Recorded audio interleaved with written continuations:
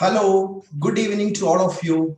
A warm welcome to the Young Science Leaders series of the Young Academy of India. We are here after a long hiatus, and I hope all of you are fine, doing perfectly fine in these trying times. I suggest you to please take care of yourself and your family, and if you can, please take care of someone else too, and always wear a mask. And yes, we are going through some of the toughest days in our lifetime as well as in our country's history. So yeah, this is really tough, but as a respite, let's listen to one of the leading expert here and my good friend, Dr. Sakthivel Vaiyapuri. And yes, after this hiatus, we are starting this program YSL, and on every Sunday we are planning to host one talk by a leading expert, and the persons are going to be the mentors in our Mentech series. Dr. Vaiyapuri has kindly agreed himself to become a mentor in our Mentex series too. So Dr. Vaiyapuri is Associate Professor in Cardiovascular and Venous Pharmacology at University of Reading in United Kingdom. And he is also a member of the Snakebite expert panel of the World Health Organization, a very prestigious and privileged position that he is holding right now. And he is also a senior research fellow at Royal Society's Liver Hume Trust. Royal Society, as we know, of the London. Previously it's known as Royal Society of London. Now it's called simply Royal Society. Is one of the most prestigious society in UK. And yes, he's also serving as a visiting professor at Trichy SRM Medical College. So he's a visiting professor there, and of course he's a leading expert when it comes to the snake bite and snake venom research, the proteomics, and the cardiovascular toxicology. So yeah, so I'm really happy to have you here with us, Dr. Shakti. And yes, I also want to share that Dr. Shakti is, my classmate during my master's time, way back in 2000 to 2002 in Gindi campus in Madras University. So those fond memories I do share with you. And here with me, the co-moderator of this YSL session is, Komal Pandey. Komal is also a familiar name for the YSL family, and she's doing BSc Chemistry, the final year of the BSc Chemistry at in Uttarakhand, Haldwani city near Dehradun. Over to you, Komal. Hello to everyone, all those who are watching us. It's very welcoming. It's very, because it is after such a long time that we get to see one more mentor on our end. And we welcome you, sir, and we wish to hear your experiences and learn a lot from our end. Over to you, sir. Thank you. Very good afternoon, everyone. It's my great pleasure to meet you guys through this forum. So I would like to thank my dear friend Felix. He used to be called Srejit. Okay, that's how I call him still many times. And he organized this forum, and he's doing a lot of lovely things in India through Chandigarh University position and also through Young Academy of India. So thank you so much, Felix, for inviting me to share my personal life here. So I come from a really very small village, poor family from India in Tamil Nadu, and I've gone through several struggles to reach where I am now at the moment. I never talked about my personal life in public domain. So this is the first time I'm going to talk about my private life in public domain. But this is mainly to inspire lots of young students in India. Okay, so many of us are struggling with the poverty, particularly in a young age. When they are in poverty, they don't have people to support them financially or to advise them properly. They got no clue about what to study, where to go and work, what are the opportunities out there. It's a real big struggle. So I've been in exactly in the same position. So for a person who's been in that position, it's almost impossible to reach and come out of that poverty and come to sort of like a top level positions in the world. So I tried my best, and I am in a good position, I would say, in UK at the moment. So that's why I want to talk through this entire journey in order to inspire students. The poverty should not be a barrier to achieve in your life. Okay, there are so many ways. There are so many good organizations, good people to support you all the time. So just don't get held up just because of the financial reason. Okay, so that's why I'm going to share my life, and I'm happy to take up any questions from audience or from you guys as well. And once again, I really thank Felix. And he was my classmate during my masters, which I will mention in a minute as well. And yeah, it's my pleasure to talk to you guys. And always get in touch with me if you need any support, any guidance or mentorship or anything. I'm really happy to help, and that's what I've been passionate about in my life, and you will see that in a minute. So let me share my screen.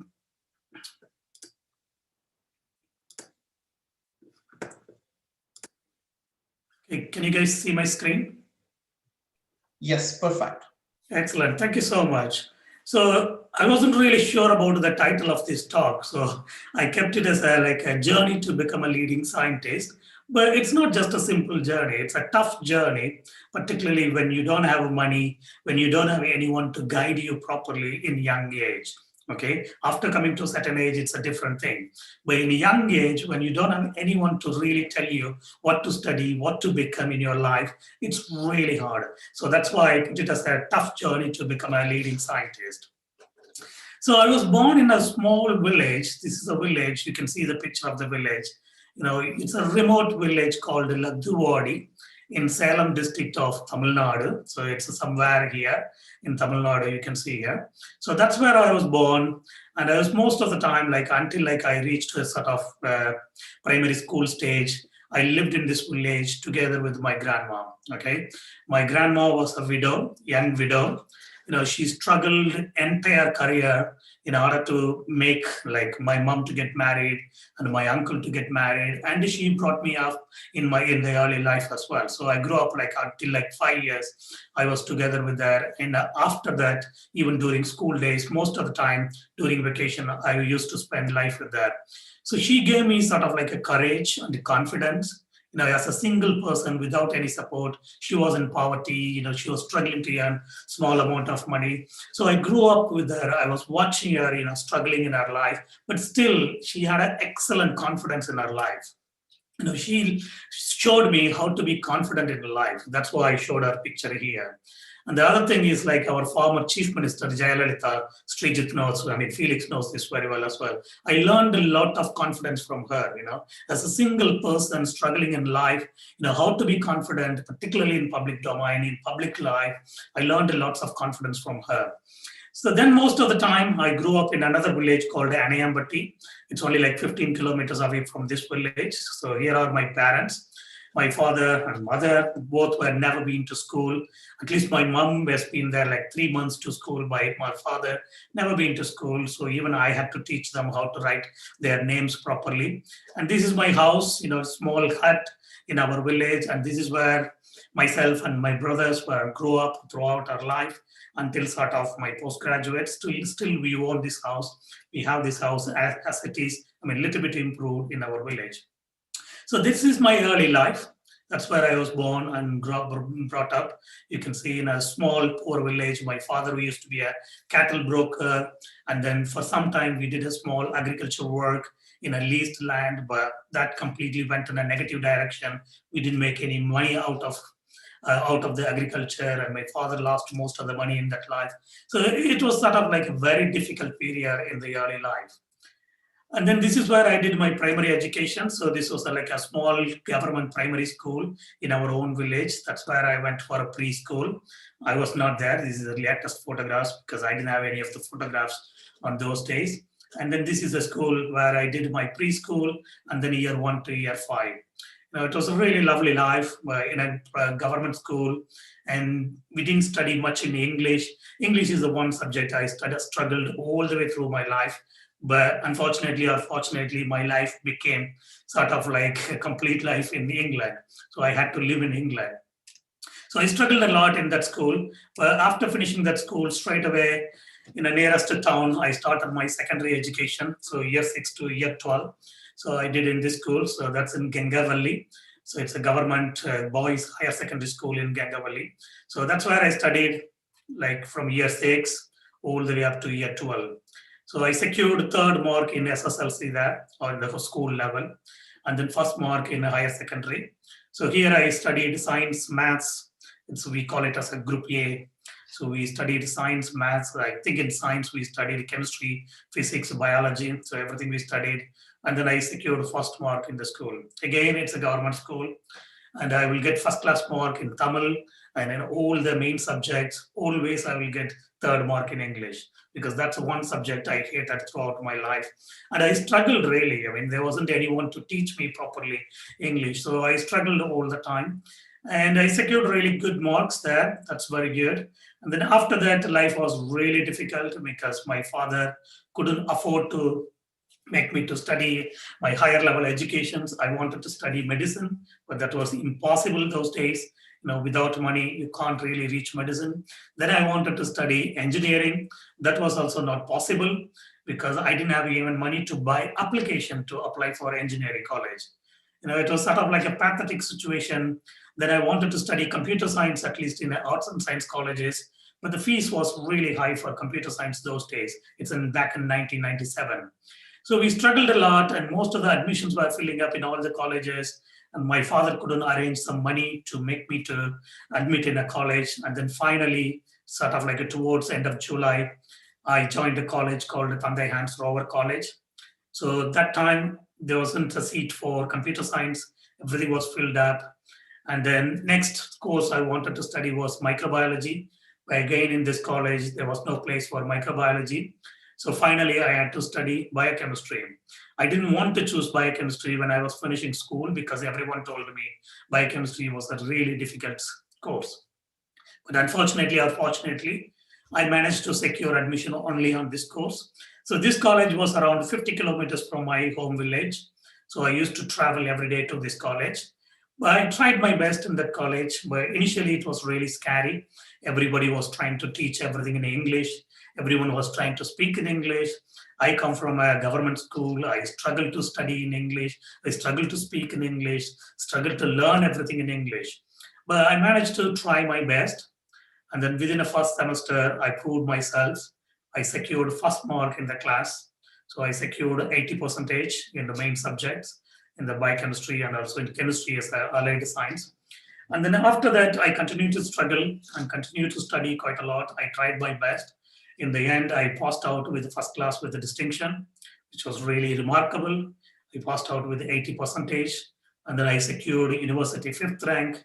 I think it's out of 1,350 students those days. And then most importantly, I was the best outgoing student of this college when I finished this course. So I tried my best, achieved a lot, got the university rank and got this best outgoing student. It's just one award out of all the students leaving that year. I think around 1,200 students that time. And then secured really good marks with first class with the distinctions. So what is next? So everything became blank by the time I finished this BSc biochemistry in this college, because it's a private college. My father has to borrow quite a lot of loans to pay my tuition fees there, like every semester.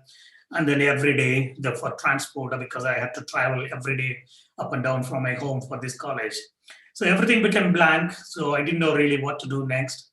Some of my relatives, friends started suggesting me to go for a work somewhere to earn a little bit of money to manage the family situation. But my father had a really good courage, and he was keep pushing me to go for education. He was keep telling me, look, I haven't studied in my life. I'm struggling throughout my life. At least I want you to study, your brothers to study. So he was keep pushing me. But it was apparent that when I finished my BSc, we couldn't really afford to pay for self-funding colleges. So I couldn't afford to pay any more tuition fees. So I started writing all the entrance examinations for various universities. And that's how I wrote entrance examination for University of Madras. I wrote entrance exam for, I think for all the courses they had. I think they had like a master's in biotechnology, biochemistry, clinical biochemistry, molecular biology. They had several courses. So I wrote exam for most of the courses. Then I secured admission. So that's when Felix also was writing that exams. I think there were around 1,350 students writing exam at that time, because getting a university placement is really competitive those days. So we will have like only 10 or 12 places, and we will have around 1,300, 350 students writing for exam. So out of this competitive exam, I passed. I secured really good marks. So that's how I secured a place in MSc Biotechnology. At the same time, I secured an MSc Biochemistry, Molecular Biology. First, I joined MSc Biochemistry in Madras University, Gindi campus, and then started MSc Biotechnology because that time biotechnology was in top grade compared to any other courses. So I wanted to study biotechnology. So this is our university, University of Madras, and we studied in a Gindi campus. And unfortunately, Felix was not in these photographs. They are all my classmates. And we all studied it. There were like 16 students studying MSc Biotechnology. So again, I tried my best in this course. It was really difficult studying in university because we get only lectures, limited lectures, and then we will get only syllabus. We had to go and prepare ourselves everything, and we had to study like top class textbooks, foreign author textbooks. That was really tough for me because I never used to study foreign author textbooks when I was studying BSc in biochemistry. So that's how I completed MSc Biotechnology, and I managed to get an outstanding grade, which was remarkable. And I managed to secure fourth position in the university class. So after that, once again, everything sort of like a blank. What is next? We finished MSc in a university, secured really good grade. What is next? Then I was really passionate about research. I wanted to do really research. I wanted to set my career toward research, but at the same time, I was passionate about teaching as well. I sort of like I had a bold attitude, bold tone, and I managed to teach many students very well in my class. Both in bachelor's and also in a master's. I put like 10 students next to me and then teach them in a simple language, in sort of like a layman terms, and try to teach them really very well. And they managed to secure really good marks, and they managed to pass most of their modules. So I was really passionate about the research as well. So as research and the teaching. So for research, I approached our head of the department that time, Professor Ramasamy Palaniyappan. He was our head of the department in Department of Biotechnology. And then later on, he became Vice Chancellor for Alagappa University as well. So I did my master's project with Professor Ramasamy, and I did my project on post-larvae of shrimps. Okay, so there were several viral diseases going on, white spot syndrome virus and then monodon baculovirus. I decided to do my project on monodon baculovirus infecting post-larval stage of these shrimps. So we used to collect this post-larvae on the estuaries, and there used to be lots of hatcheries around the coastal region, around Chennai. So we used to collect all these larvae and then analyze for this viral infection. So that's how I started my research career after I finished my master's in 2002. And then I continued to work there, I think, for 6 months. And then I started my PhD research there with Professor Ramasamy at the end of, I think, 2002. And then nearly 1 year I was doing research, continuing to work on this post-larvae of shrimps. And I was a Jnanam Endowment Research Fellow. So Professor Ramasamy provided that fellowship for me, and that gave me like 2,000 rupees every month as a stipend that time. I managed to do quite a lot of work. We managed to find out lots of occlusions bodies that are formed by this monodon baculovirus, unique shapes of occlusion body. So it was a really good team that Professor Ramasamy had at that time. Nearly, I think, 10 or 12 people were working. Many people were doing PhD, and a couple of postdoctoral research fellows were there as well. But after some time, I really wanted to move forward, wanted to go abroad, look for other opportunities, and then discuss with Professor Ramasamy and other people. And that's how I started looking for opportunities in other places. And that time, Professor Ramasamy used to say always, getting placement or a PhD position or a job in the US might be really easy, but getting into UK is really challenging because he did a fellowship in University of Belfast at that time. And he struggled in his life quite a lot in early life, and then managed to secure the position in University of Madras as a lecturer. And then he went to do a fellowship in University of Belfast. So he used to tell us all the time, like, look, if you want to do a higher study, try to do it in the UK because it's really strong to get there. But once if you get there, it's a high quality education. So that's when I started this idea, growing up this idea of securing a placement in UK, specifically for a PhD. And that's how I approached lots of places. And because I had a really huge interest on teaching, at the same time, I was there like 2 years in University of Madras after completing my master's degree. So I started becoming like a part-time lecturer in 5 different institutions. So in the University of Madras, I became a teaching cum research fellow. Again, Professor Ramasamy gave me that. So that time, like while I was doing research, I had a chance to teach MSc Biotechnology students and a few times MSc Bioinformatics students as well. At the same time, I started my teaching career in four other colleges, including Hindustan College of Arts and Science, Kumararani Meena Mathia College, Professor Dhanapalan College, Prince Venkateshwara College. All these colleges I started teaching as part-time lecturer. So I used to teach lots of modules in MSc Biotechnology and a couple of modules in MSc Bioinformatics as well. And because of my passion on teaching, I used to teach really very well. I used to provide extra support for all these young students. So I managed to produce 100% results in most of these places. In some colleges, initially they had only like 40% result pass rate. But as soon as I started teaching, and immediately I converted that into 100% or 93% results in most of the colleges. So during those times, I produced excellent results. And at the same time, I managed to earn sufficient amount of money for my own living and to pay off some of my dad's debts as well.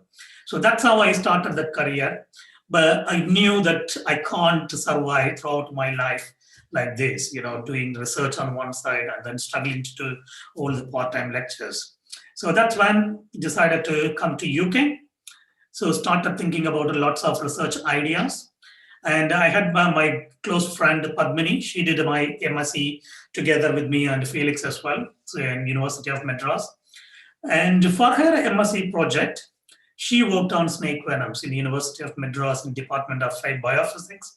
I think with Professor Vasanta Pattabi that time, she was working. She was a really famous biophysics expert at that time in the University of Madras, and she was working with the Russell's viper venom.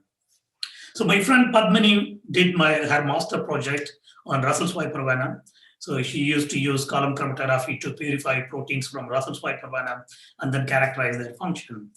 So when I discussed with her, she suggested this idea, look, you can do something like this, and it's going to be really beneficial for our country, particularly rural villages.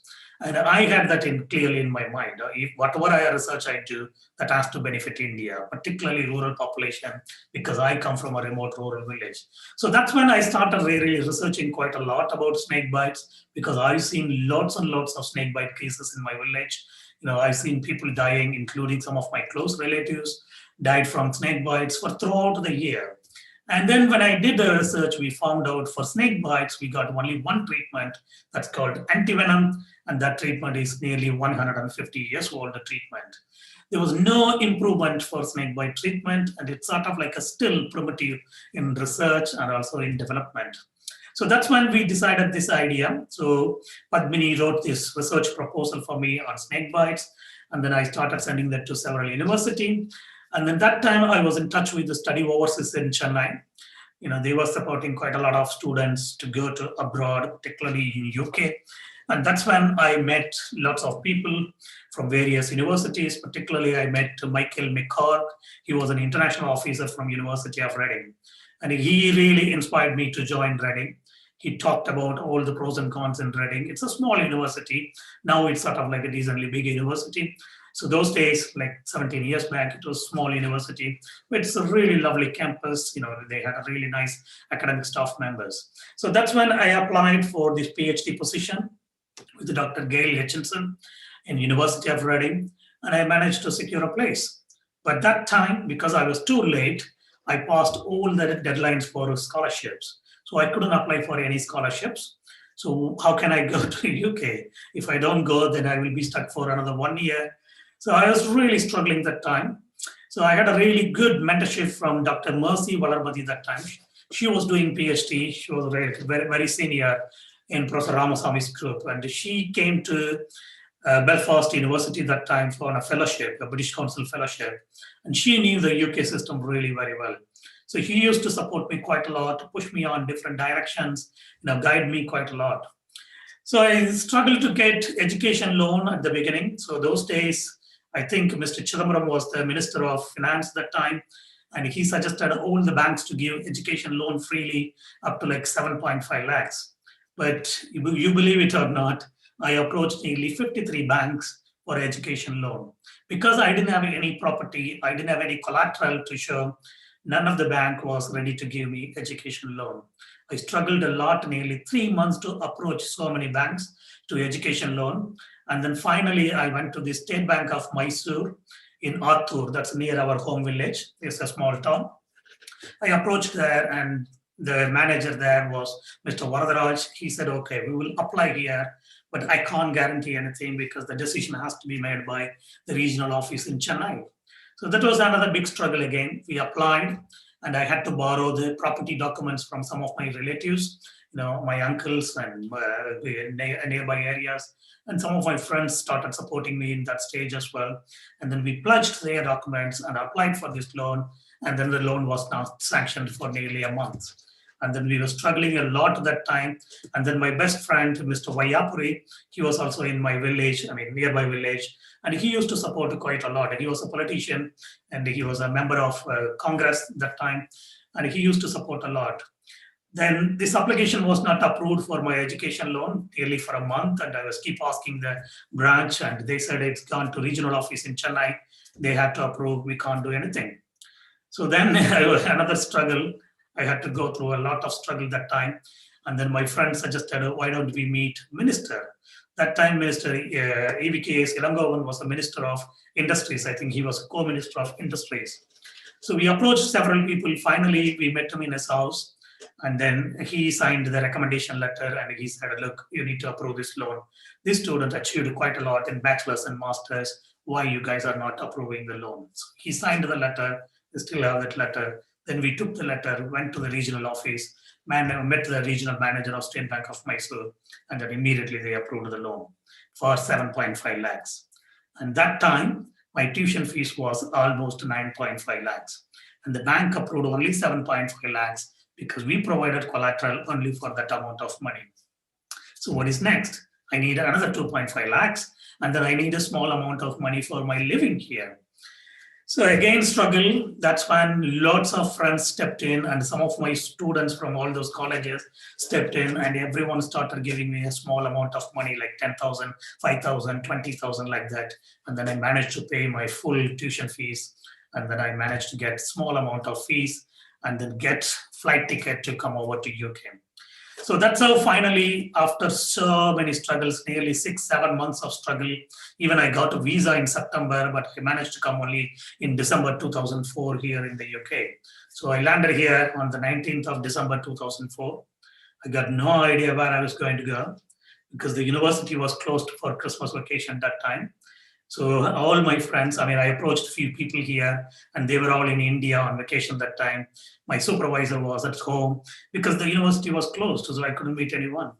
But I managed to come over here, with 150 pounds in my hand. And that's how I landed, came to university here. So it was vacation and it was a winter, heavy cold at that time. First time I'm exposing to that sort of cold. So you wouldn't believe, like first time I took a taxi on Reading, and I asked the taxi driver to drop me in a cheap hotel in Reading, like for 10 pounds or 20 pounds per night, because I had only 150 pounds.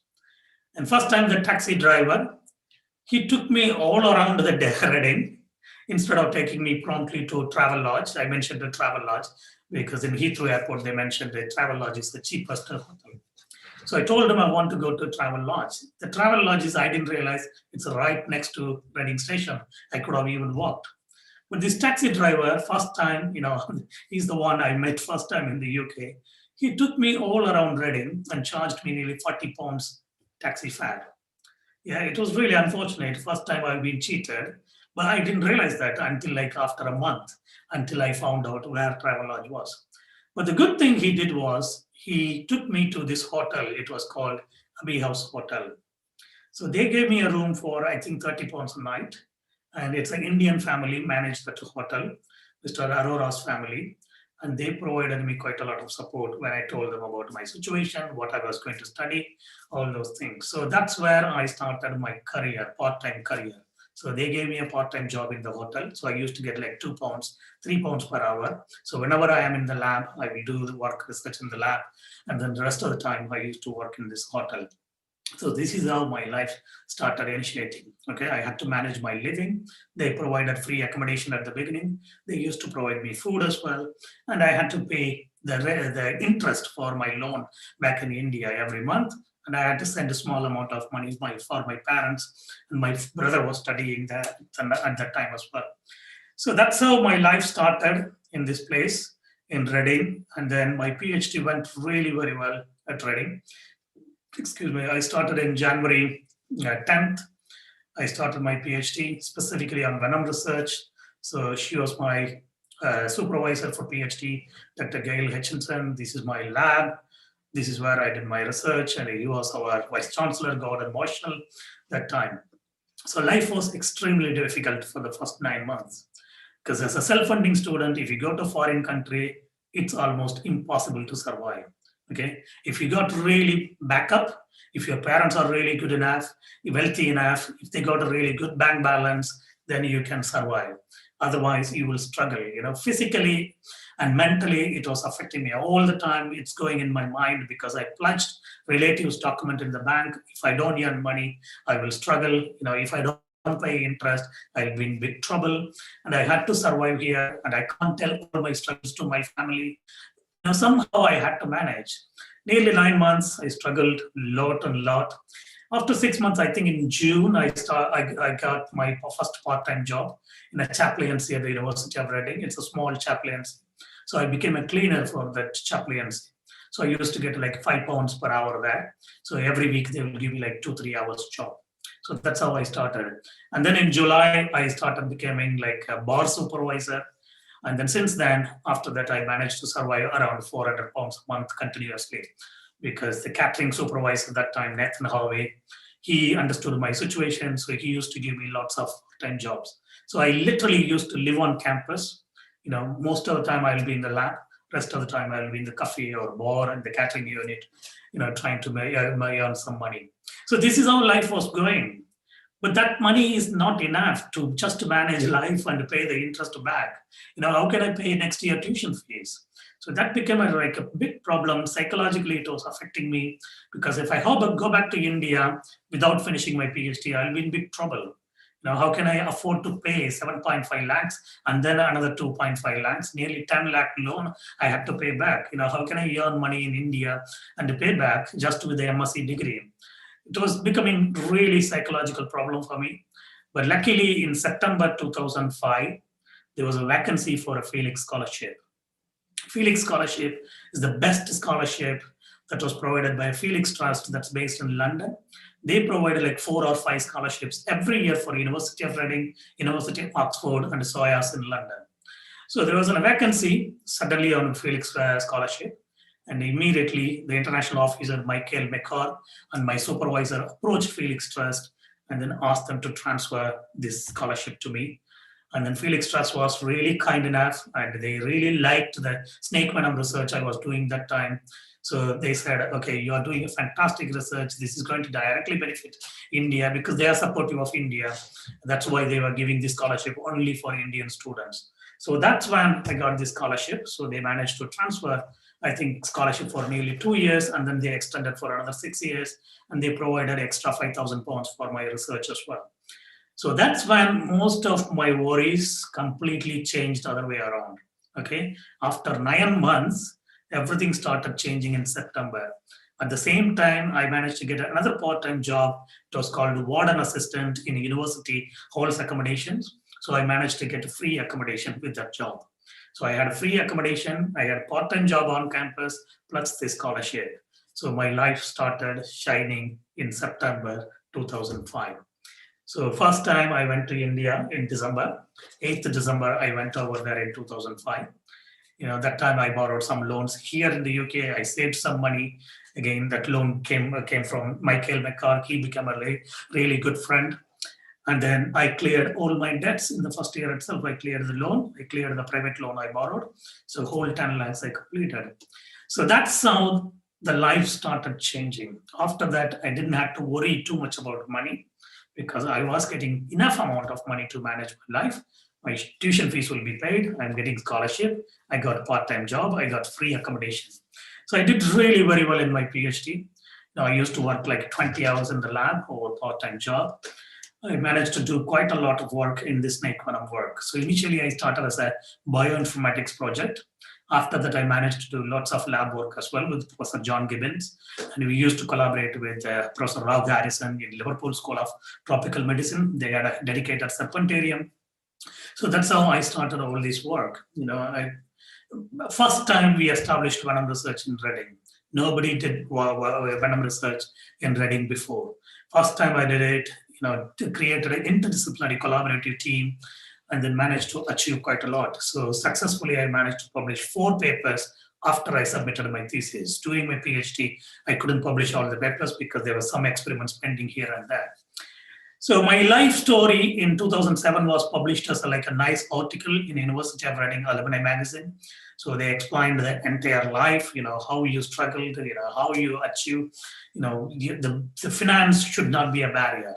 That's a basic message of this article. That's how this came in. First time article came about my research and my life in media. And then I was selected as 1 in 10 students in the entire country to present my research in the Young Modelers Forum. It was a really prestigious forum conducted by every year that time in London. And they will pay you the travel cost and accommodation, everything. So I managed to secure that place, 1 out of 10 students in the UK. I presented my research there. And then another one, British Council Scholarship, I managed to get to present my research in Slovak Republic at the time, in Bratislava, close to Bratislava. So that was again sort of a young scientist forum. So I was selected. So they selected only 12 students in the UK to participate in this one. And I was one among them.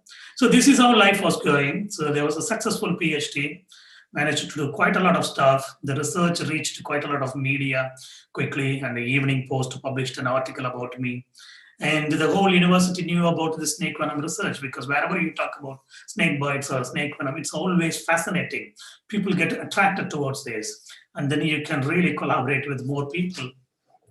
So at the same time, I was doing lots of work back home. I was doing lots of outreach work back home. Whenever I go on a holiday to India, I meet lots of school kids, lots of college students, provide them motivation to study really very well. Because for rural students, there's no motivation at all. There's no proper guidance. We get guidance only from our teachers. And these teachers, most of the time working in rural areas only. So they got only limited exposure. So I used to really educate lots of people. I used to talk to them about the higher education opportunity available outside of our villages, in the nearest cities, and in Delhi and other places, and outside of the country as well. And I used to encourage them by giving lots of prizes for students who are securing first, second, third mark in each class. And we used to conduct lots of cultural programs, bringing their extracurricular activities to light. So we used to do lots of activities. This is in my old school. So we did lots and lots of work there. And I'm still continuing to do this work as well. So after PhD, postdoctoral career, so that became sort of like a struggle, because I took a little bit long time to finish my PhD, because during my PhD I got married. So my life started there, personal life. So during marriage, I took 3 or 4 months break. So I had to submit a thesis a bit later. So after submitting thesis, I was struggling to get a postdoc, because I didn't publish any papers during PhD, because I waited until I finished my PhD because of some critical experiment that I had to finish off in Liverpool. So because I didn't have any papers, I was really, really struggling to get a postdoctoral work. And finally, Professor John Gibbons at University of Reading, he gave me a postdoctoral position, first postdoctoral position in March 16th in 2009. So that's how I started postdoctoral career. It was BHF funded project. It's British Heart Foundation. We are leading charity and research organization. They fund lots and lots of projects on cardiovascular science. So because snake venoms, particularly viper venoms, are hemotoxic in nature, they attack our cardiovascular system. I want to spend some time on cardiovascular research, learn more about the cardiovascular system, and then parallelly do my venom research together with the cardiovascular research. So that's how this career was started. It went really very well. I had a young family that time here as well. So this research was mainly focused on platelets. Platelets are small circulating blood cells. They circulate in the blood all the time, and they are very important for our blood clotting. When you get injury, platelets get activated, they make the blood clot and seal the area. But the same platelets getting activated inappropriately during pathological conditions, for example, during heart attack and stroke. And that's how they are making blood clots within our blood vessels, and that's stopping the blood flow to these major organs. So it was really nice research. I managed to work parallelly with Venom. And this, so after the first postdoc, 3 years, John renewed my contract as well. So totally 6 years, I was a postdoc in John Gibbons' lab. And that time, I achieved significantly a lot, particularly on publications, because I realized at the beginning of the postdoc that without publication, there's no life. Okay, and publications means it has to be published in a high quality journals. If you just publish in a very low impact journals, no one is going to care. And particularly, the paper should be first author publications. If you're not a first author, if you're just a middle author in 200 papers, no one cares. You know, how many first author papers, for how many last author papers you have. That's what everyone will care. So that's how I started publishing. John was very supportive. You know, he was publishing a lot those days. So I managed to do lots of research. You know, I used to work day and night at that time because during postdoc, I couldn't do any part-time jobs because once if you become a staff, you'll have visa restrictions, so you can't do part-time job. So I used to spend like 16, 17 hours every day in the lab, including weekends, vacation. And I managed to produce a really high quality data. We did lots of new research that time. Therefore, I managed to publish lots of papers, including in the highest journals like Circulation. Impact factor is almost 20, 23 these days. It's almost equal to Nature Medicine. And then one paper in Nature Communications, and then Blood, ATVB, Journal of Biological Chemistry, British Journal of Pharmacology, all those things. And then at the same time, I managed to publish all my PhD papers as well. So I think at the end of postdoctoral career, I managed to get like nearly 15 or 18 papers. Most of them are first author papers. So that went really very well. At the same time, I received lots of awards. I received this Best Research Output Award for my circulation paper. I received ATVB conference, the Cover Art Award. And then at the same conference, I was shortlisted for a prestigious Kenneth Branca's Prize as well. It was in Toronto. And then I used to get like lots of conference awards as well, Best Presentation Award for oral presentation and then poster presentation. This award I received in 2005, that's during my PhD. So lots of awards I received parallelly to publications. So because of my publication track record and because of all my hard work, in 2015, I was appointed as a lecturer in pharmacology in School of Pharmacy at the University of Reading. So that's when I started my independent research career. So I started both cardiovascular and venom research in my lab. In cardiovascular, particularly, we moved towards thromboinflammation. That's basically analyzing platelet function during pathological conditions. Because when platelets get activated, on one side, they will contribute for blood clotting or thrombosis. On the other side, they will contribute for inflammatory diseases or development of inflammation. So it's a really nice area. And I didn't want to stop my venom because that's my passion. And that's why I came over to UK. So I was continuing quite a lot together.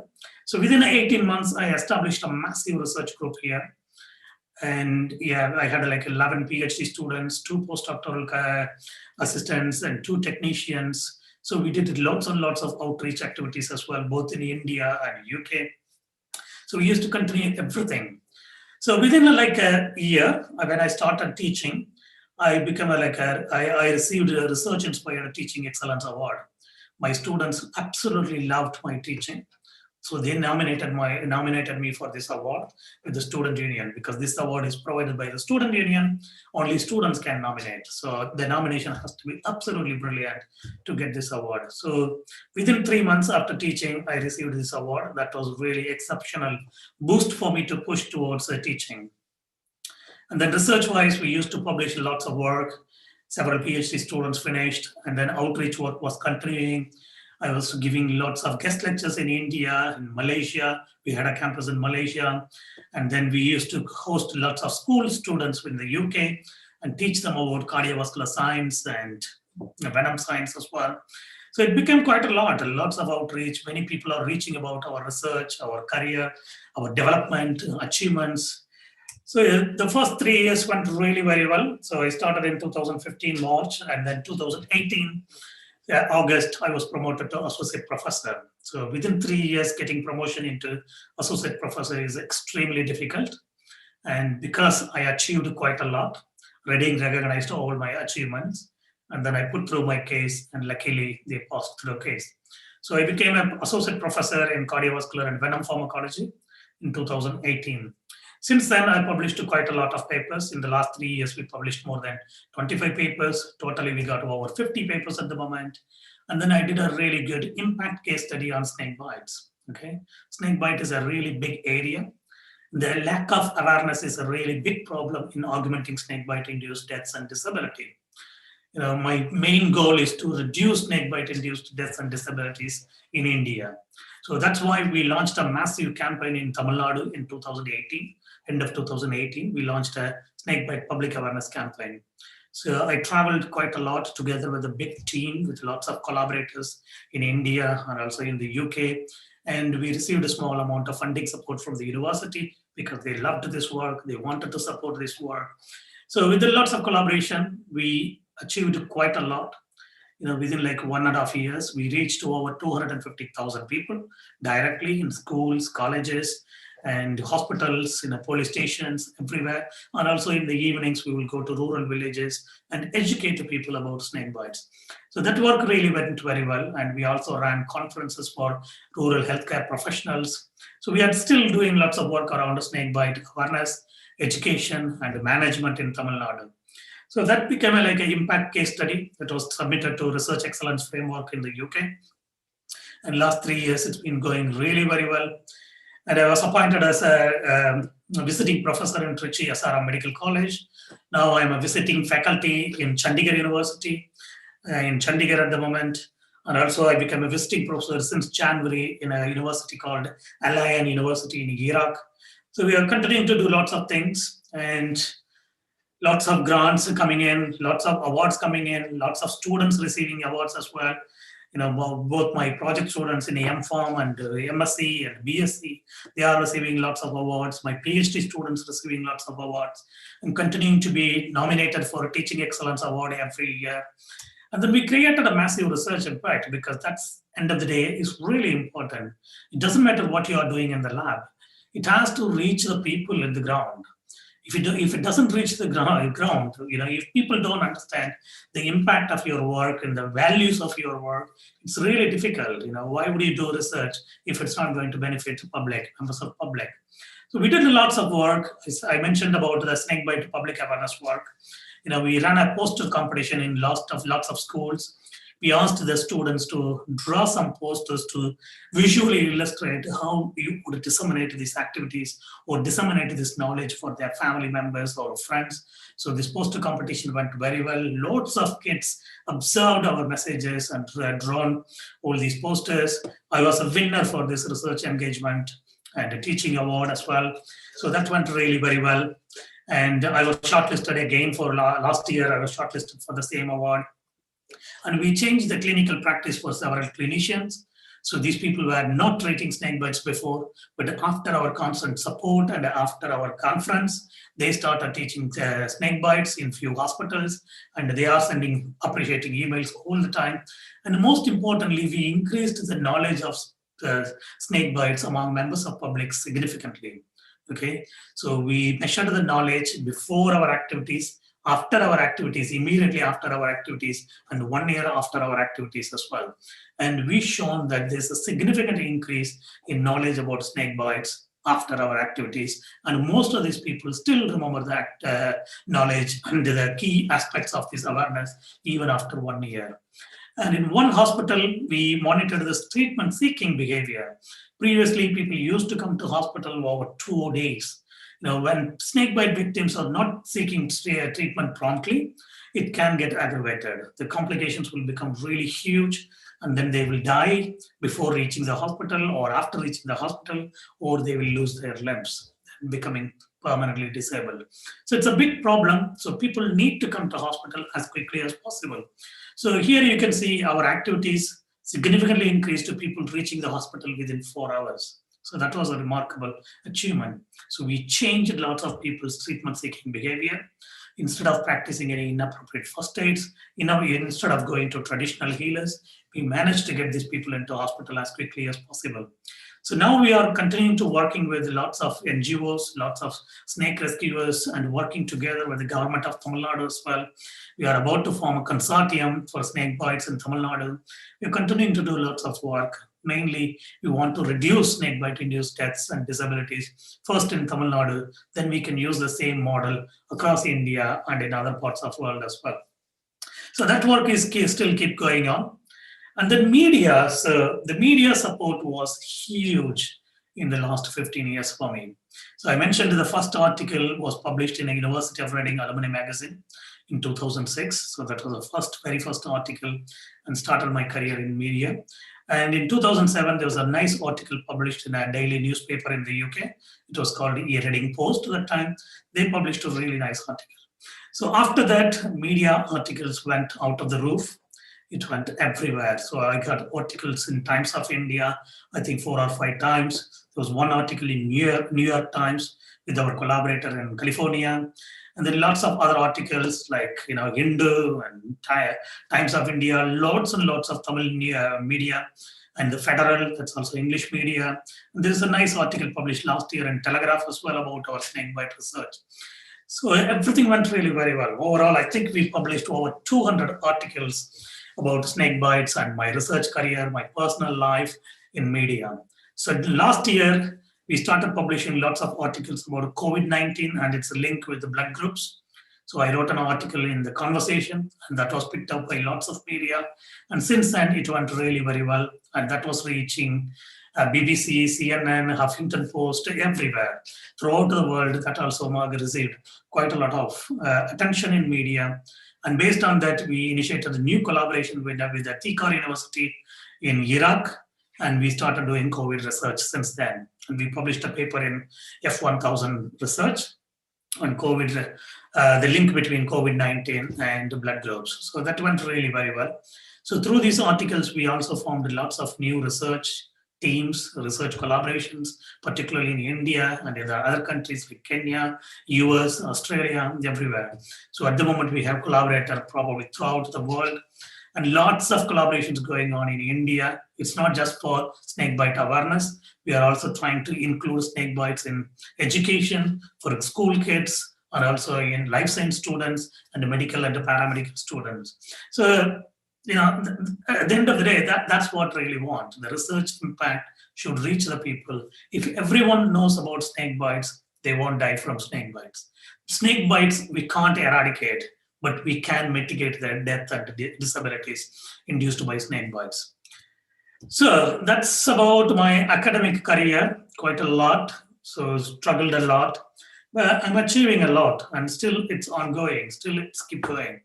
And beyond academia, recently I was appointed as a member of the Snakebites expert panel at the World Health Organization. So that will give me a really great opportunity to work with all the experts across the world to implement WHO's strategic roadmap to reduce snakebite-induced deaths and disabilities by half by 2030. Okay, so we initiated lots of activities already, developing toolkits for snakebite awareness and other work. So that's going to go. And that's a really, as Felix said right at the beginning, it's a really prestigious recognition to become like a member of the WHO experts panel. I'm also running a small charity called Brit India Education and Social Welfare Charity. So that's based in Tamil Nadu. So through this charity, so far we educated over like 40 students who finish school education and then don't have money for higher education. So we normally pay their tuition fees and then whatever the money they need to finish off their undergraduate education and postgraduate education. So notably, we produced a doctor through this charity and we supported like 40 other students. So we raised money from UK, from friends and other people, colleagues, and then we spend this money there. And then I became an advisor for lots of medical organizations, specifically on the snake bites and sometimes on cardiovascular diseases as well. And as I said before, I'm continuing to educate lots and lots of students. Okay, so again, I go and meet lots of students in schools and colleges, talk to them about science, particularly snake bites and cardiovascular science. And we also talk about all the opportunities available for them. What are the barriers they are encountering? I encountered finance as a main barrier, and then lack of guidance and support was another barrier. So, what are the other barriers that people in these days encountering?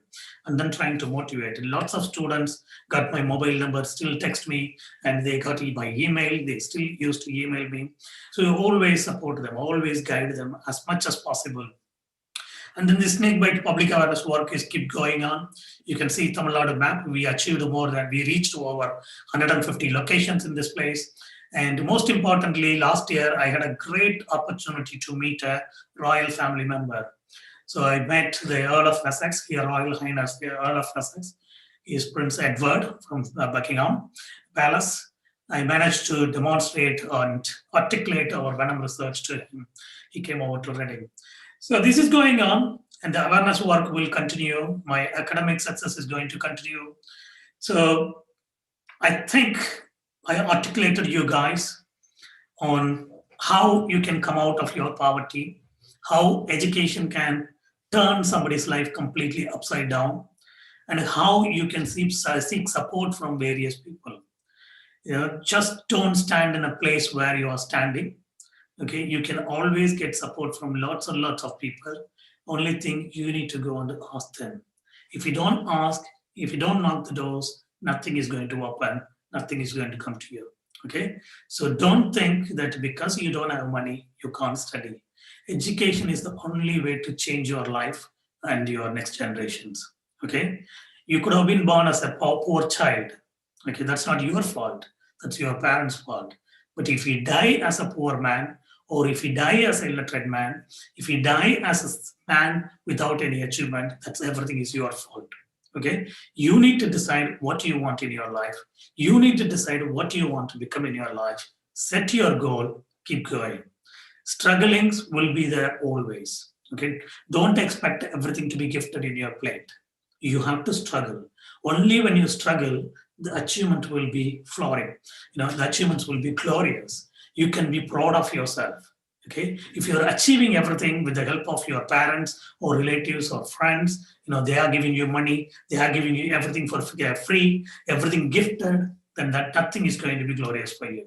You need to be proud of yourself. So keep going, and try to ask for help. Seek support. You got lots of forums these days, lots of organizations supporting these days. But life is struggle, and try to struggle, and you will achieve a lot. Okay, I think that's enough. I would like to thank so many organizations. I don't have a list here. I have to thank like hundreds of people who supported me. I'm 40 years old now, next month. But lots and lots of people, nearly 400 people supported me so far. So I thank really all the key people who supported me throughout my life. I can't mention the names, and all these organizations where I'm collaborating mainly for research, particularly snakebite research, also all the funding agency who are supporting our research in the lab, and a long way to go forward, really. Thank you ever so much, Felix, for this wonderful opportunity. I know I struggle to talk in several places because I'm getting emotional, because whenever I talk about my personal life, I always get emotional. Good that I didn't cry, but thank you so much for this emotional talk, and I'm happy to take up any questions. Thank you, guys. Cheers. I think you please exit. Yeah, fine. Over to you. Yes, Jitin, Comrade.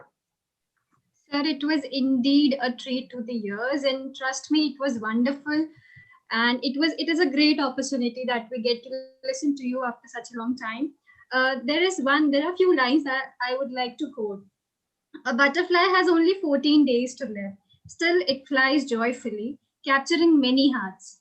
Sometimes it's not how long we live, but it is how we live it.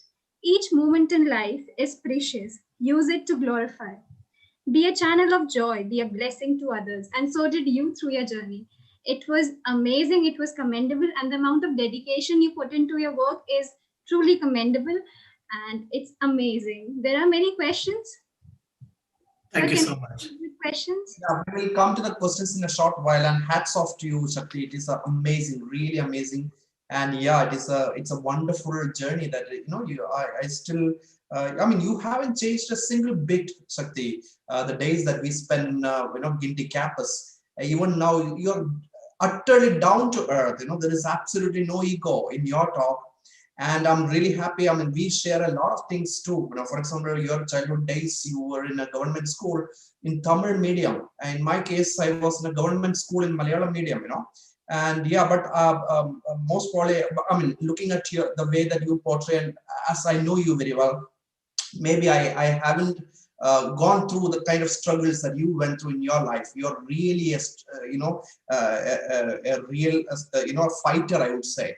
And yeah, I mean, I remember that some of our friends have been to your house when we were doing the masters, and they were telling me that you didn't even have a proper toilet in your home. And Yeah. from that, those days, and then you fought yourself to get into this extreme. You're like in the top of the world in WHO and Royal Society. Say what? I mean, real hats off to you. Congratulations. You did a great job. And more than that, you're not forgetting your grassroots level. You're not forgetting your past. And of course, you did mention all the gratitudes. For example, I was so surprised, and I'm so happy to see that you were saying about the State Bank of Mysore. Yes, at that time, that the support by that bank really molded your life. And that was one of the main factor why you got settled in the UK, and you still don't forget that help. Amazing, complete hats off to you. It's a great I completely enjoyed this YSL presentation. No, thank you so And much, Felix. yeah, we will take up some questions. So we I have. just want to mention one thing, like I forgot to mention, like I learned English through Felix those days. He was the only one because he didn't know Tamil that time. I didn't know good English. By speaking to him all the time, he will take me all the time to beach and so many different places in Chennai. He used to have a small bike. He will come and tell me, "Oh, Shakti, come with me. I'll sponsor your bus ticket. I'll sponsor your lemon juice. Okay, come with me." And he will take me to so many places, beaches, everywhere. He took me by talking, talking, talking. That's how I learned English. I mean, I would say my English is still imperfect. It's not perfect at all. Okay, but it doesn't matter as long as I'm communicating with people, I'm conveying the message properly, I'm writing grant applications on the papers. It doesn't matter. But when I joined Chennai, University of Madras, I struggled a lot with English. Okay, but Felix was a really good guy that time. By talking to him a lot, I learned English. So thank you so much, Felix. And you also came to my village. Do you remember that?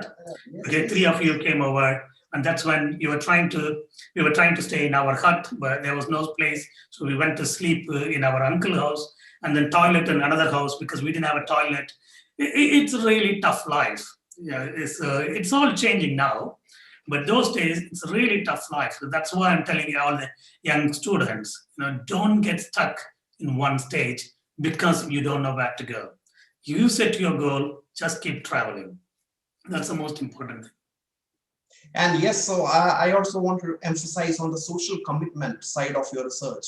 Yes, exactly. So your, the way that you actually pursued a research field relevant to the society is the exact social problem here in India. The snake bite is really, it's one of our major problem in the rural areas, especially in your village, and you have correctly chosen that topic for your career. And you're excelling on that topic. So your social commitment doesn't just stop at the lab side alone. From the lab workbench, you're actually going back to society. I can see that you're actually initiated a lot of a large number of the volunteer foundation works, right, in Tamil Nadu as well as Yeah. all India. I mean, you have lots of startup also. I can see that from your Facebook posts. So you have actually started up a few startup endeavors as well. Am I right? Is there some I'm supporting my student, my PhD, ex-PhD student started that. I'm fantastic? supporting him a lot, yeah.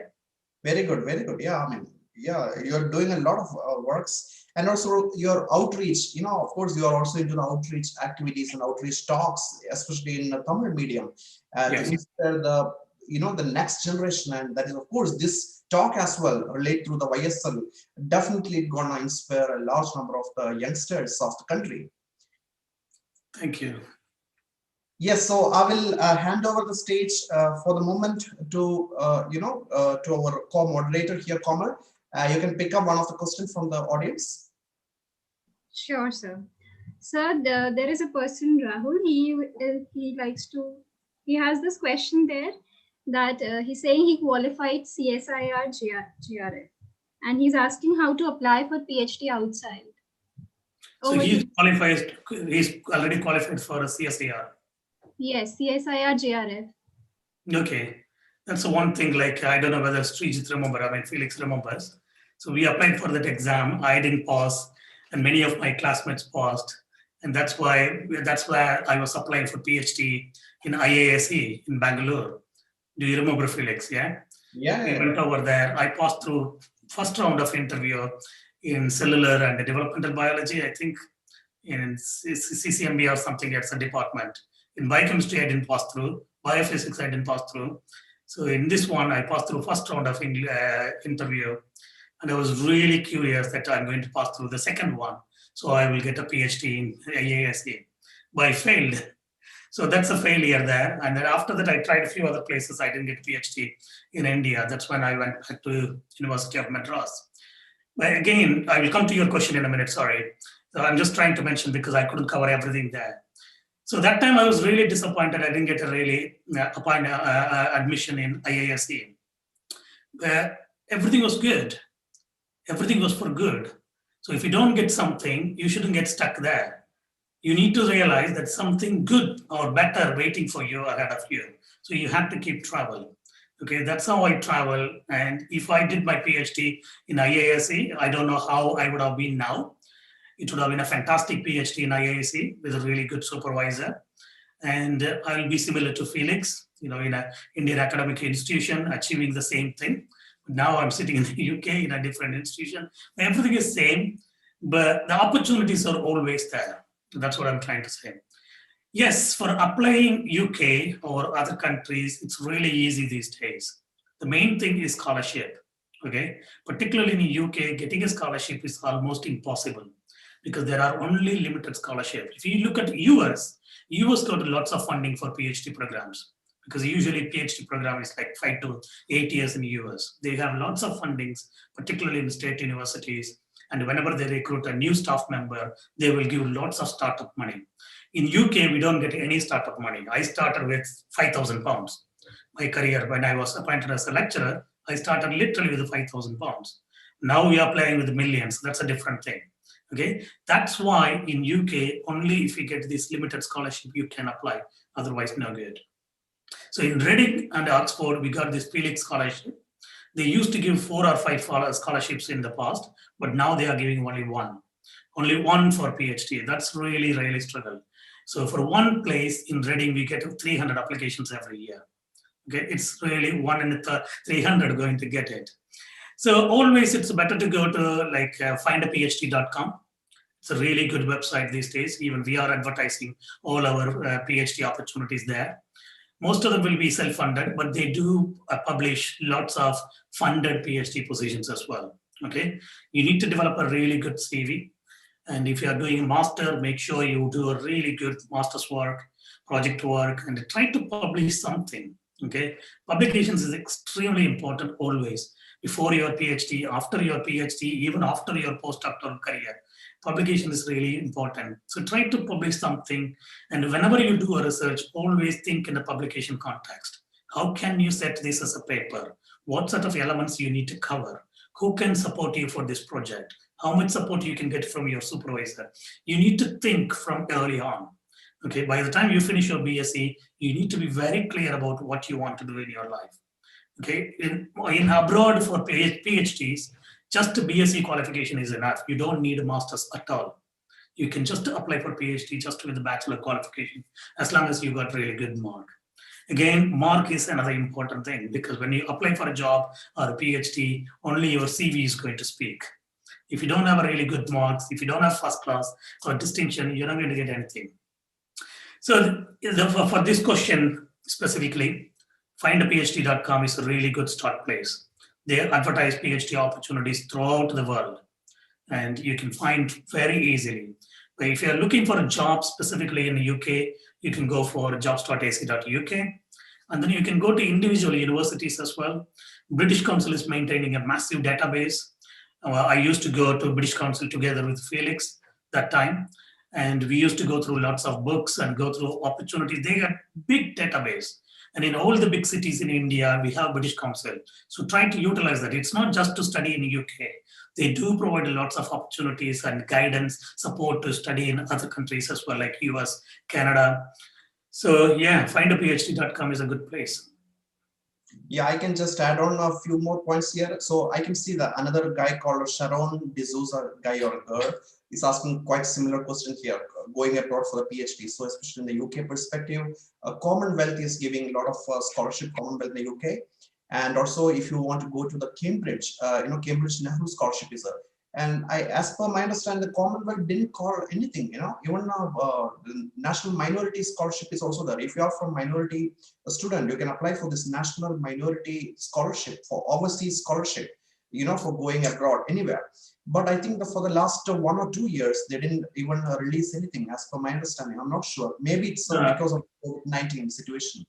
It could be the reason. Yeah, I haven't heard anything about Commonwealth these days.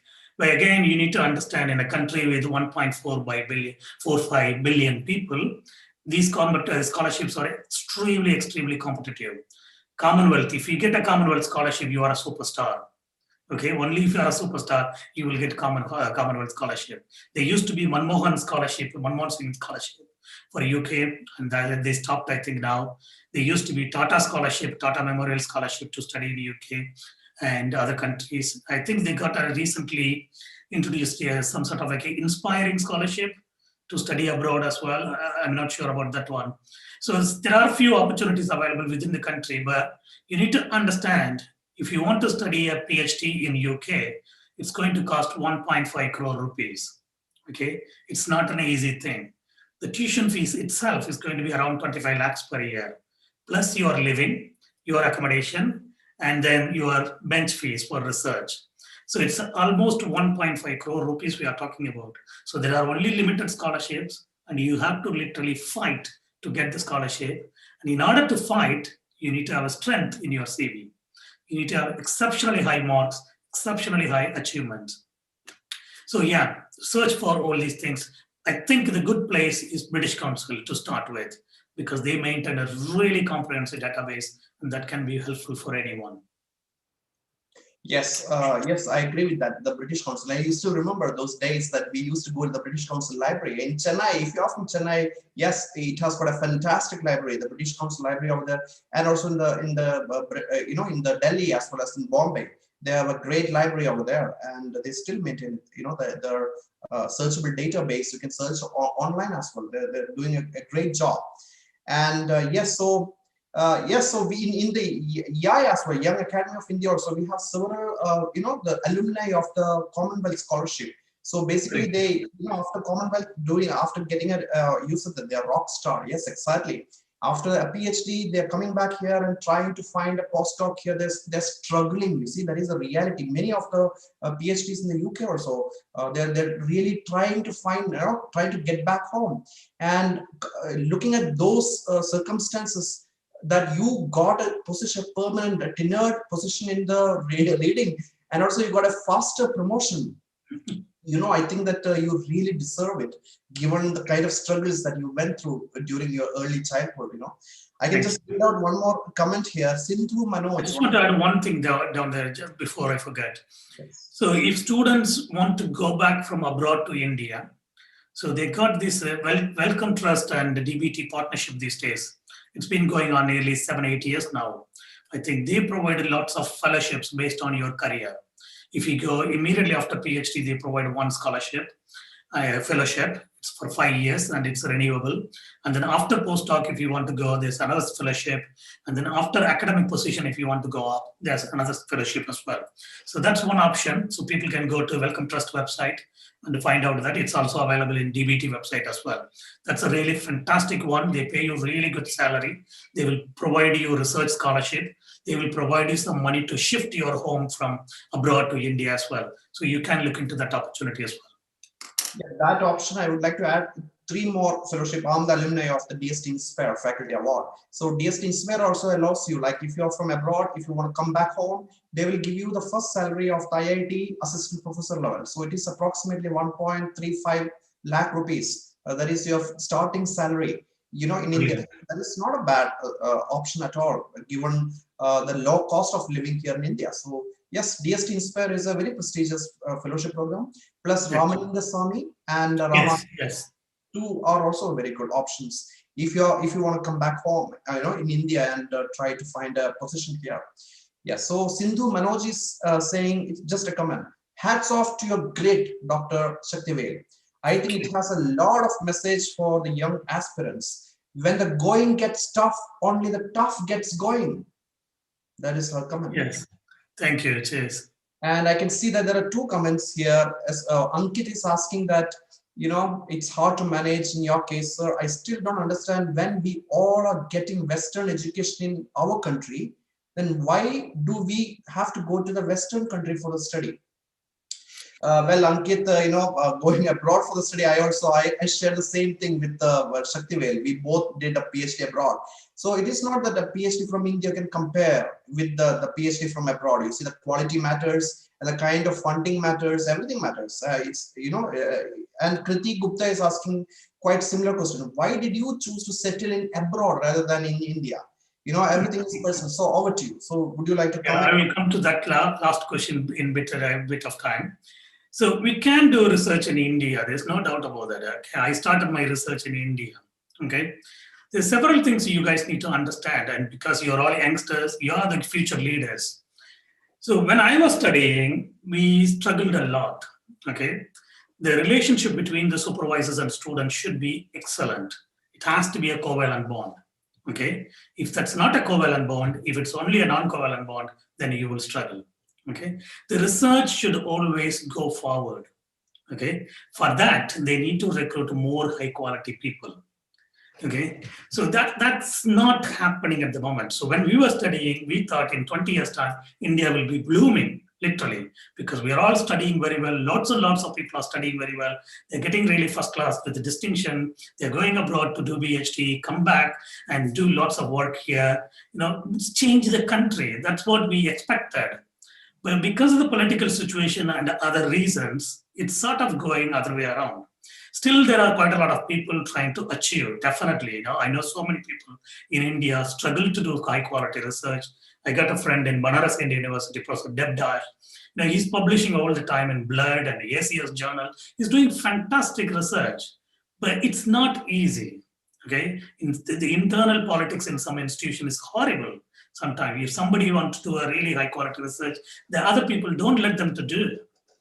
These things need to change. This politically, and academically, lots of things need to change. And all the academic recruitments must be done genuinely. Okay. I don't want to get into too much of politics here, but every single recruitment should be done only based on the qualification. Okay. You believe it or not, when I finished my postdoc, I applied for IIT in Madras. I applied for a couple of other universities. Well, I didn't get it. I had a nature paper that time. I had a circulation paper. I had a blood paper. I had almost 20, 25 papers in good journals. I didn't get it. How long you can just keep trying in other places when you don't get it? There's political reasons. There was one time they openly asked me money to pay to get a job. I don't want to mention the name or anything. But these things I'm saying, it needs to change. Okay, in academia and medical, okay, there should be genuine people. When we corrupt these things, everything will get corrupted. Okay, and the second thing, why I settled in the UK, I settled only because of my career. Okay, but I wouldn't call it as I'm going to stay here until my retirement. I am looking for a right opportunity. My kids are getting really good education at the moment. My son is in a UK's top school at the moment. He studied really very well. He wrote entrance examination and he managed to get a really good admission in a best UK's sixth. It's in a sixth place, that school. He's got an admission in that grammar school. So after a few years, yes, myself and my wife are planning to return to India. So that time, either I will work in an academic institution if I get a job. Otherwise, I will manage some sort of biotech companies. or I got my charity anyway, so I can continue to do more charity work. Money is not everything for me, seriously. I mean, this is what I talked about. I struggled one day in the beginning, like 10 rupees. Every day, it was, I think, 8 rupees a bus fare from my village to my college in which bachelor's. My father used to struggle for that money. But now, luckily, by God's grace, I am earning really good money. But to be honest, I would say 100% money is not everything. Don't just run after money. It's not going to give you anything. Some people got 1,000 crores, some people got 10,000 crores, but they die without a peace. What will you achieve in your life? That's what is going to keep your name. If you Google my name, Sakthivel Vaiyapuri, at least for 40, 50 pages, you will see my news. Okay, lots of newspapers, you will see that. And these publications are going to stay there forever. Okay, even after 200 years, the publications are going to be there. People will be quoting my research, remembering my research. That's what you want. Try to achieve a lot. Achievements mean not just earning money. Salary could be 50,000, but you could be achieving a lot. You could be publishing a lot. You could be supporting lots of poor kids. Talk to these kids. Talk to them about science, why they need to spend their life on science. Talk to them about Abdul Kalam. Yeah, he came from a very poor family. Then he became a first citizen of India. Talk to them. So don't worry, I will return to India at some stage. Okay, but yes, life is a struggle. In India, we need to change a lot of things. Again, that's my kind request for Felix, because he's in a good position. He's leading lots of these forums. Please try to, convince the government to recruit high quality people based on their achievements, CV, rather than based on the money. Okay, that's the only thing is going to change the future generations. Yeah, it's a very good message, Dr. Shakti. And yes, so science is absolutely universal, you see, and it doesn't have any nationality. It doesn't matter where you are, but what you do, that is the key question here. It's immaterial. You're in UK or Namibia or Iraq. Doesn't matter. You have a collaboration. I'm really happy to hear that. Iraq is a country which is completely neglected, you see. So I'm really happy you're doing a fantastic job, and science really have no nationalism. And many people actually mix the nationalistic feeling with the science. That is incorrect, you see. So yeah, science is always beyond borders. Okay, and particularly my research is directly going to benefit India. Okay, India is the capital of snake bites. Don't forget that.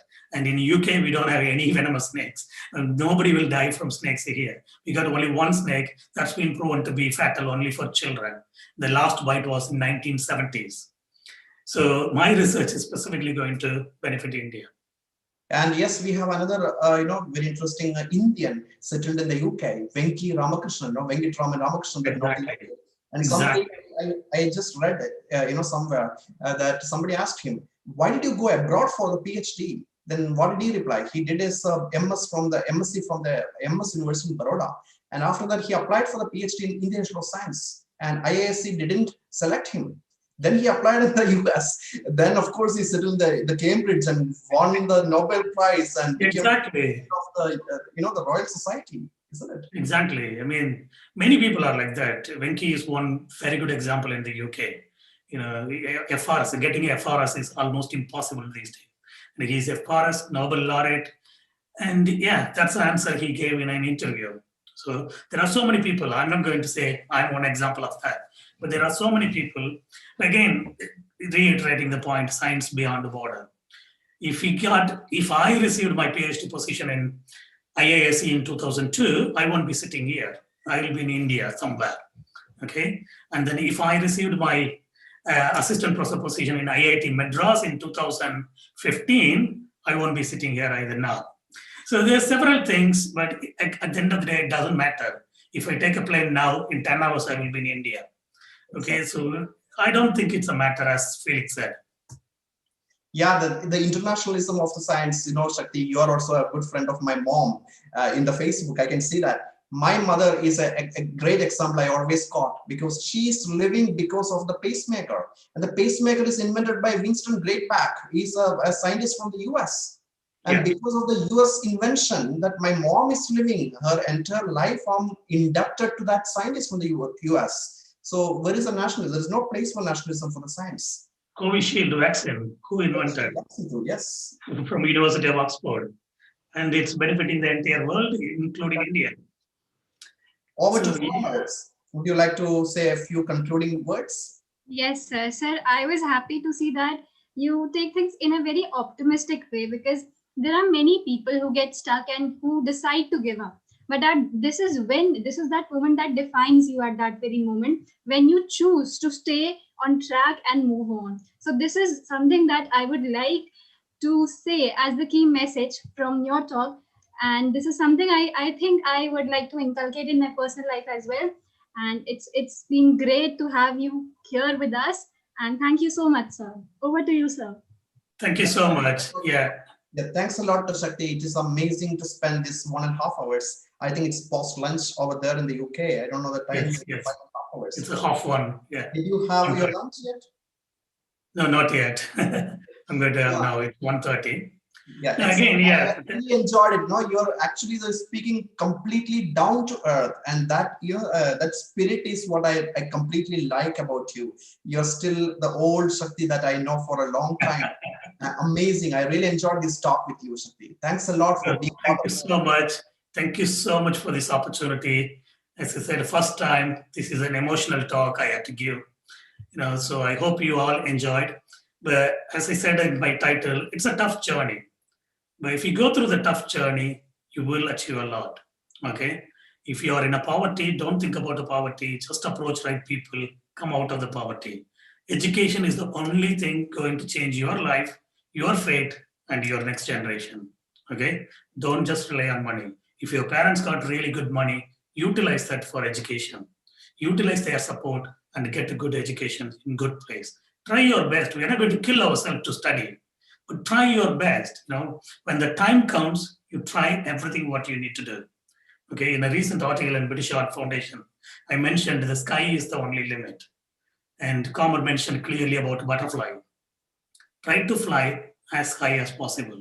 If you don't have a support, you need some extra time to fly, but you will fly. If you got support from parents or relatives, you will fly straight away, but fly higher. Okay?